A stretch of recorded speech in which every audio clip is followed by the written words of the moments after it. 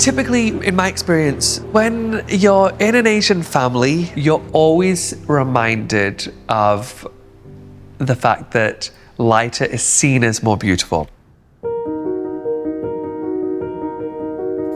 The colour of somebody's skin, the shade of somebody's skin, is a concern from literally the day they're born.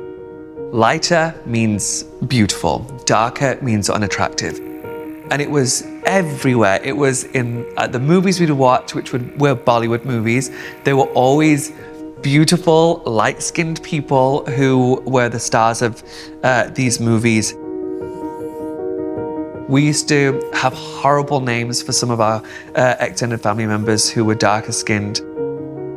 We'd refer to somebody as Cocoa Pops, or they eat too much chocolate and that's how they got darker skinned.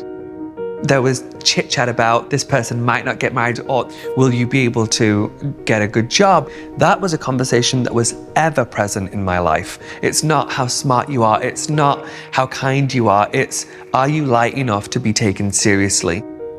That screws you up.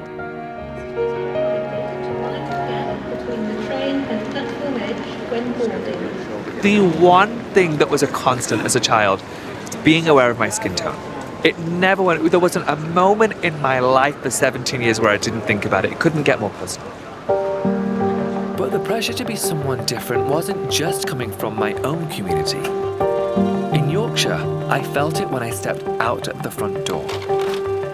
Growing up with immigrant parents in a traditional household, I had to just accept we were brown in a white world, which we were all trying to fit into. Even if it meant wearing jeans outside the house, then changing into South Asian clothes when we got home. Those differences that we had from the white population at school were the things that were made fun of.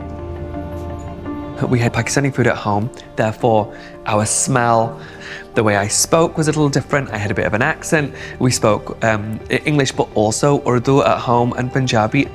And so I felt ashamed because I couldn't just fit in. I didn't feel normal like everybody else did. I was ashamed of my ethnicity. Yeah, I was ashamed of my colour. I think for most Caucasian people, they don't have to think about their skin. I can't imagine that's much of a consideration at any point when they wake up every morning.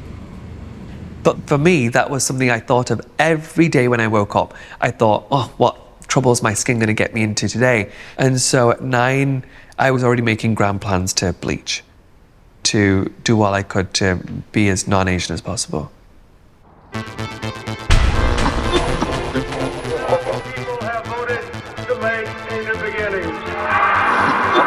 Bill Clinton has won.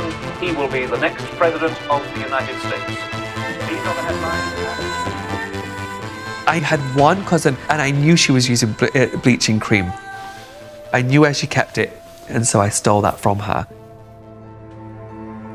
I did it behind a locked door. I put on a generous amount. It stung. Over the next half an hour, it starts to feel like you've got actual sunburn. It just felt really uncomfortable, and so I stopped using it.